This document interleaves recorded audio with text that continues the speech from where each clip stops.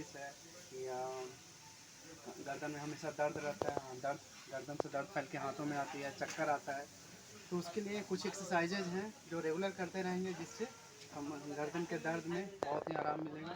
तो सबसे पहला क्या है, पेशेंट इस पोजीशन में बैठ जाएगा। पहला नंबर, लेकिन एक करने एक्सरसाइज करने से पहले गर्म पानी या हॉट पैक से सेक लेंगे। इससे क्या होगा, मसल रिलैक्स हो जाएगा, ब्लड फ्लो बढ़ जाएगा। फिर उसके बाद पहला नंबर है, इस पोजीशन में बैठ के ये हाथ को ऐसा रखेंगे, इसको ऊपर उठाएंगे, इनका चेहरा देखते रहेंगे, 10 तक गिनती करेंगे, रोक के रखेंगे, फिर छोड़ेंगे। ये बारी बारी से बोथ साइड दोनों तरफ करना है। 10 सेकंड होल्ड करके 10 से 20 बार करना है।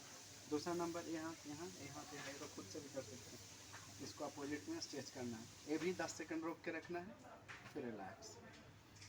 तीसरा में ये हाथ यहाँ रखिएगा, दूसरा हाथ इसको अंदर की तरफ पुश करना है, ये भी 10 सेकंड होल्ड करके रखना है, ये भी 10 से 20 बार करना है।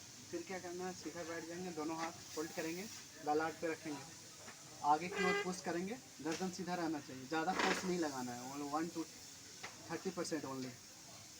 10 सेकंड होल्ड करेंगे, फिर रिलैक्स, ये भी 10 to 20 टाइम।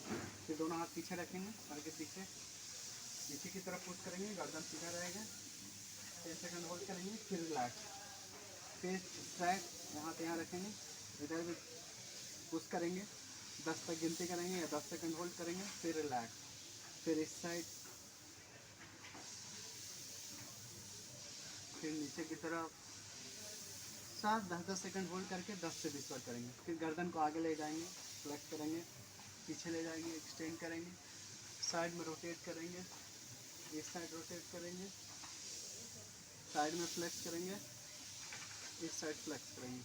फिर क्या करना है, एक हाथ रख लेना है ब्रेक पे, दूसरा हाथ यहाँ, इसको अपोजिट में स्ट्रेच करना है, ये भी 10 सेकंड रोक के रखना है, बारी बारी से। सेम चीज ये, तो